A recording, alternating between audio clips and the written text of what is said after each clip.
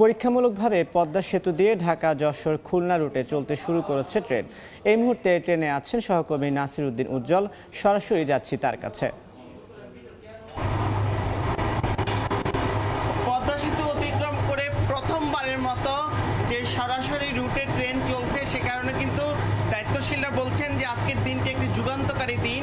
এখানে কিন্তু যে ট্রায়াল ট্রেন হলেও সেই ট্রেনটিতে কিন্তু বাংলাদেশ রেলওয়ের যে সচিব রয়েছেন এবং ডিজি সহ প্রকল্প পরিচালক এবং চীনা প্রকৌশলী এবং সেনাবাহিনী ঊর্ধ্বতন কর্মকর্তারা কিন্তু এই ট্রেনে অবস্থান করছেন এবং 11 বগির যে ট্রেনটি, এই ট্রেনটি কিন্তু পদ্মা সেতু অতিক্রম করে এখন মাদারীপুর আমরা অতিক্রম করছি এবং একে একে কিন্তু এই যে নতুন রেলপথ, সেই রেলপথ দিয়ে কিন্তু ভাঙা থেকে একেবারে গোপালগঞ্জ হয়ে নড়াইল হয়ে যশোরের রূপদিয়া দিয়ে এই ট্রেনটি গিয়ে খুলনায় থামবে এবং নতুন এই রুটটিতে কিন্তু সময় বাঁচবে 3.5 ঘন্টারও বেশি। তাতে তারা বলছেন যে আগে যে 412 কিলোমিটার পথ অতিক্রম করতে হতো, এখন কিন্তু সেটি 244 কিলোমিটারেই গন্তব্যে পৌঁছাতে পারবে।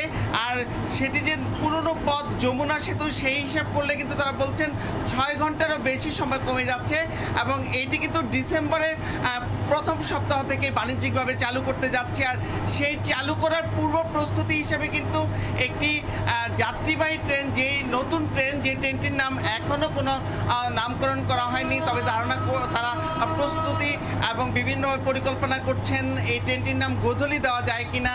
এবং এরকম পরিকল্পনার মধ্যে তারা বলছেন 2টি নতুন ট্রেন তারা চালু করবেন এবং এই 2টি ট্রেন ছাড়াও কিন্তু আগের পুরনো ট্রেনগুলো চলবে এবং এতে একটি ট্রেন কিন্তু দিনে 2বার করে আপ ডাউন করবানোর তারা যে পরিকল্পনা সেটিও রাখছেন, কারণ সময় বেঁচে যাচ্ছে। এই সময়তে ট্রেন চালানোর যে পরিকল্পনা সেটি তারা চালু রাখতে চান এবং কিছুক্ষণ আগে কিন্তু রেলওয়ে সচিবের সঙ্গে কথা হয়েছে। তিনি বলছেন যেতে যেমন যাত্রীদের সাশ্রয় হবে, সময়ও বাঁচবে, যেটি এই অঞ্চলের আর্থসামাজিক অবস্থার জন্য একটি মাইল ফলক হয়ে থাকবে।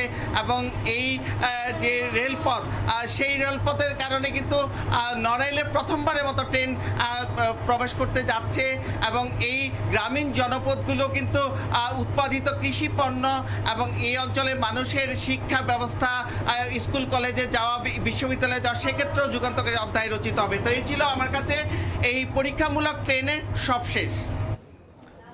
এতক্ষণ সরাসরি যুক্ত ছিলাম পদ্মা সেতুতে।